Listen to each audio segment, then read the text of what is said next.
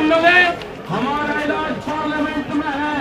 ये जो दिल्ली की पार्लियामेंट है, किसान का इलाज दिल्ली की पार्लियामेंट में, यहाँ किसान के डॉक्टर है। तुम्हारा इलाज गांव में होगा, गांव के डॉक्टर तुम्हारा इलाज करेंगे। याद करके आना, जब भी गांव में आओगे तुम्हारा इलाज गांव में करेंगे, हमारा इलाज यहाँ की पार्लियामेंट में होगा। और तानाशाही को अपने जैसे हिटलर चाहते थे ना कि देश की जनता को इतना गरीब बना दो कि वो 2 वक्त की रोटी खाना ही अपना मतलब विकास समझे, उन्हीं के पदचिन्हों के ऊपर ये मोदी चल रहा है। ये जितनी ज़्यादा महिलाएं यहाँ पर इस संसद में भाग लेंगी, वो एक दिन उस बेईमानों वाले संसद में भी जाकर के एक पवित्र आवाज़ उठा करके, और जो आज मजदूर किसान सड़कों पर बैठा है, वो परेशान हो रखा है, उनके पक्ष की बात रखेंगे। और अब जो किसान आंदोलन है, इसमें मजदूर भी हैं, किसान भी हैं, छात्र भी हैं, कर्मचारी भी हैं, ये और 36 बिरादरी का भाईचारा इसमें इकट्ठा हो रखा है। इसको कोई भी हरा नहीं सकता, क्योंकि किसान के पास कोई खोने के लिए तो कुछ है ही नहीं, सिर्फ देता है वो, तो सरकार कुछ नहीं बिगाड़ सकती है किसान का। नमस्कार, मैं सुनील और आप देख रहे हैं अखिल भारत न्यूज़। आज मेरे साथ कुछ महिला सांसद किसान है यहाँ पर, जो पंजाब से आई हुई हैं। आज यहाँ पे हम उनसे बात करेंगे कि आने वाले पंजाब के चुनाव में और उत्तर प्रदेश के चुनाव में इसका क्या प्रभाव रहेगा, ये बिल वापसी होगी या नहीं होगी। तो आइए हम बात करते हैं कुछ पंजाब की महिला किसानों से। क्या नाम है मैम आपका? कविता आर्या। अच्छा, रविता जी कहाँ से आए आप? मैं भिवानी से। अच्छा। कविता जी भिवानी से आए हैं जी सर। आज आखिरी दिन, आज यहाँ पे महिलाओं को बुलाया है, इस पे क्या प्रतिक्रिया है आपकी?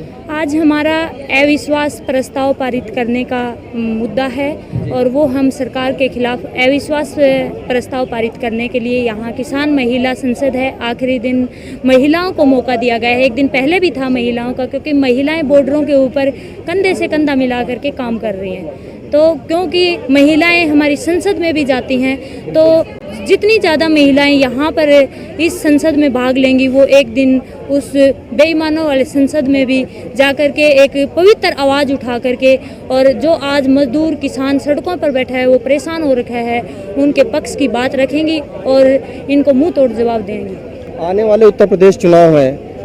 उत्तर प्रदेश में योगी आदित्यनाथ ने सीधा बोला कि अगर कोई भी आंदोलन होगा, कोई भी युवक अगर कुछ भी करने की कोशिश करेगा, तो उसके ऊपर कठिन से कठिन, कठोर से कठोर कार्रवाई होगी। इस पे क्या कहना?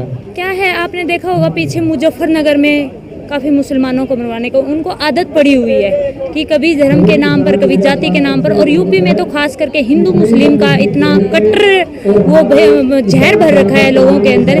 लेकिन अब उस जहर को समझ चुके हैं, और मोदी ना योगी सिर्फ मीडिया के सामने बोल करके कुछ कहता है। बाकी आपने लखनऊ में देखा होगा, लखनऊ में काफ़ी संख्या में टिकैत जी का स्वागत किया गया, और वहाँ पर काफ़ी लोग उनको मुँह तोड़ जवाब दिया उनको इस बात का। पहले कुछ लोग बोल रहे थे कि राकेश टिकैत जी डर के मारे लखनऊ नहीं जा रहे हैं, लेकिन राकेश टिकैत जी 6 तारीख को वहां पहुंच जाते हैं और सीधा योगी को चैलेंज करते हैं। इस पे क्या कहना? देखो, चैलेंज करना बनता भी है। एक अभद्र टिप्पणी करता है जो यूपी का मुख्यमंत्री है, वो तो उसको हम जवाब नहीं देंगे तो वो सोचता है कि डर रहे हैं, क्योंकि वो सिर्फ मीडिया के सामने बोलता है और हम हकीकत में करके दिखाते हैं उनको।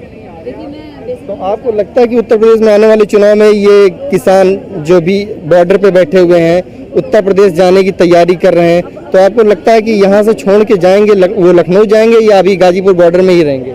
नहीं, लखनऊ भी जाएंगे टाइम टू टाइम। लखनऊ क्या, और भी बहुत सारी जगह हैं यूपी की, तो वहाँ पर भी किसान जाएंगे, क्योंकि बंगाल में भी गए थे। हम किसी का पक्ष लेकर के और किसी के वोट मांगने के लिए नहीं जाते, हम सिर्फ विरोध करते हैं बीजेपी सरकार का, और उसी का इतना प्रभाव पड़ा कि वो बंगाल में उनको जवाब मिला करारा, और अभी यूपी में भी उसी तरह से जवाब मिलेगा। हम बंगाल में भी गए और अब यूपी में भी जाएंगे और प्रचार करेंगे, और जो बीजेपी सरकार की जो कूटनीतियां हैं, जो घटिया किस्म की नीतियां हैं, उनको हम बताने की कोशिश करेंगे। और वैसे भी समझ चुके हैं लोग, अब हमारे जो छात्र हैं यूपी में सबसे ज़्यादा बेरोजगारी बढ़ती जा रही है, तो क्या वो लोग समझते नहीं हैं? क्या पता हर आदमी के अंदर इतना दिल ना हो कि वो रोडों के ऊपर आ जाए।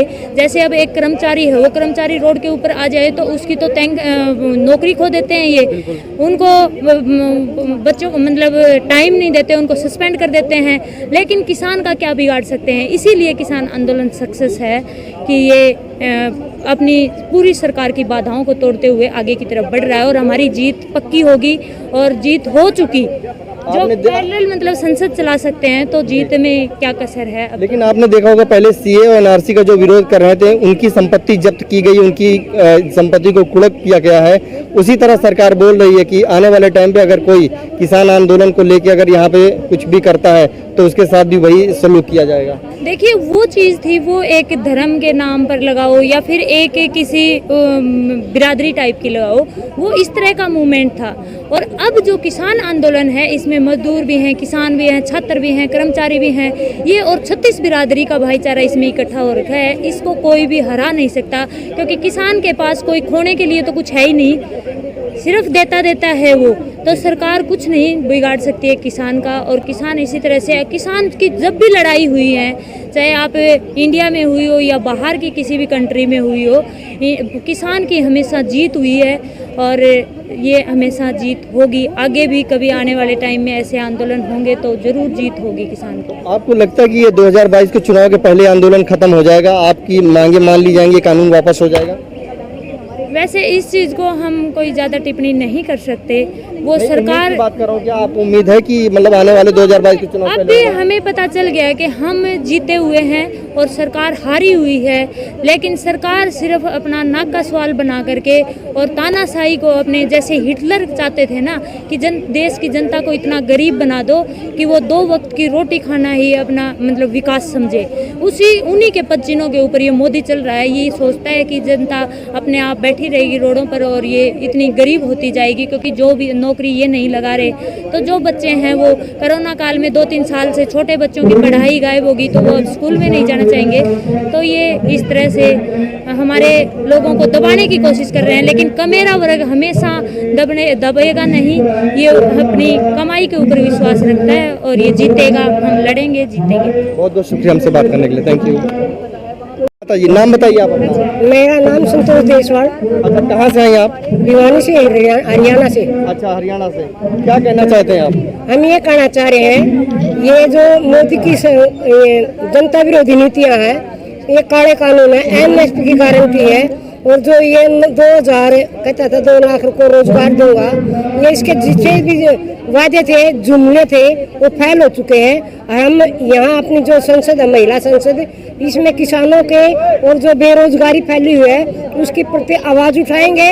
और हमें चाहे जो आने वाली पीढ़ी को रोजगार मिले, जिस तरह ने शिक्षा को चौपट करके रख दिया, हमारे बच्चे मतलब ऑनलाइन पढ़ाई के बहाने, एक गरीब ऐसा आदमी भी है जिसके अगर फ़ोन नहीं है, वो अपने बच्चों को कैसे पढ़ाएगा? कभी स्कूल बंद किए जा रहे हैं, मर्ज किया जा रहा है स्कूलों को। हम इसका विरोध कर रहे हैं और इसका विरोध का ये असर भी हुआ है। अब की बार सरकारी स्कूलों में बच्चों की संख्या बढ़ रही है, क्योंकि मजदूर किसान जाग चुका है कि ये जो सरकारी महकमे बचेंगे तभी सरकारी नौकरियां बचेंगी।